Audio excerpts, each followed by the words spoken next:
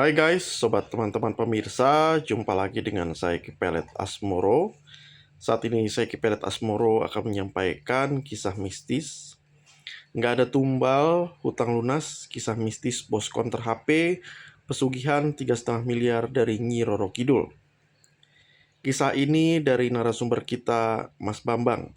Ya, jadi Mas Bambang ini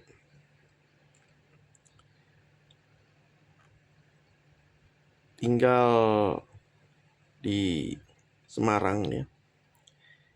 Jadi Mas Bambang ini adalah pengusaha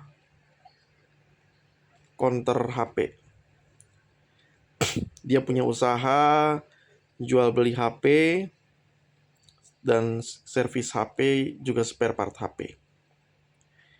Nah, waktu itu tahun 2011 lagi marak HP Cina.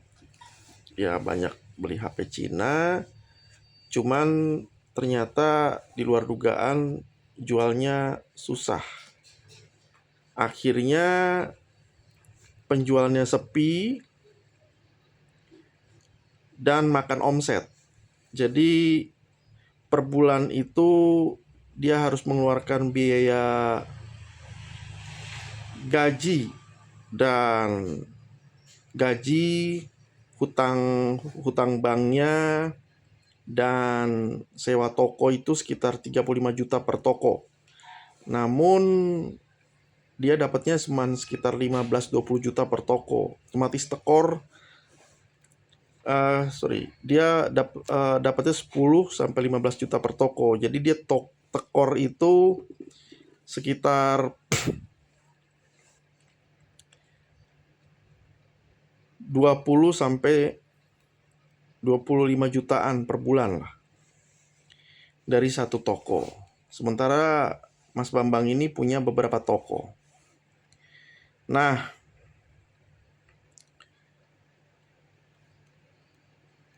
karena sudah tekor dan dia selama beberapa bulan tekor gitu, akhirnya dia punya hutang sampai lebih dari 400 juta.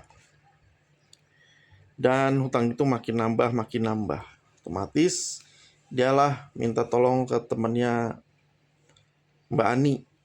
Mbak Ani itu sesama orang punya toko juga, toko konter HP. Mbak Ani bilang, wah saya nggak bisa bantu, tapi coba minta tolong sama Mas Budi. Nah, Mas Budi juga sesama pengusaha konter HP. Mbak Ani cerita, Mas Budi ini orangnya bisa uang balik gitu, bikin uang balik. Akhirnya datanglah Mas Bambang ke Mas Budi. Setelah desak, akhirnya dikasihlah Mas Budi. Jadi dikasih kayak uang balik lah. Jadi setiap uang ini dicatat nomor serinya. Nanti setiap dia lewat 3 meter, uang itu akan balik lagi. Nah, otomatis uang ini dibelanjain untuk modal lah. Dibelanjain HP untuk dijual. Namun setelah 3 kali sukses berhasil, uangnya balik lagi. Pas dia belanja yang keempat, si Mas Bambang ini belum selesai belanja, uangnya ada yang nggak balik. Habis itu dia telepon Mas Budi, kamu kesini. Akhirnya Mas Bambang ini sama istrinya ke tempat Mas Budi, diceritain, itu uangnya ada di sana, saya tarik lagi. Jadi rupanya banyak komplain lah, banyak yang merasa kehilangan uang atau dirugikan. Dan komplain ke Bambang karena banyak yang tahu Bambang punya ilmu uang balik. Akhirnya di stop sama Mas Bambang bilang, di stop sama Mas Budi bilang ke Bambang, kamu cari jalan lain aja. Gimana, kalau nyupang mau nggak? Saya nggak mau kalau nyupang. Akhirnya dikasihlah solusi untuk pesugihan Nyi Roro Kidul. Kamu mau jadi murid saya? Akhirnya mulailah jadi muridnya, melakukan puasa dari Senin maghrib ya, sampai Kamis maghrib malam Jumat Kliwon. 3 hari puasa mutih lah, dari Senin sampai Jumat itu puasa muti, makan nasi putih, minum air putih ya, selama masa puasa. Dan akhirnya setelah 3 kali lah setelah menjalani 3-4 kali, ya sekitar 4 kali kalau seingat Mas Bambang itu, akhirnya mulailah proses selanjutnya untuk ke Nyi Roro Kidul. Akhirnya Mas Bambang dengan Mas Budi dan istri Mas Bambang dan istri Mas Budi kumpul dengan teman-teman mereka di tempat Mas Budi untuk melakukan ritual ketemu Nyi Roro Kidul. Akhirnya disiapkanlah kain putih, kembang 7 rupa, kembang kantil, lalu ada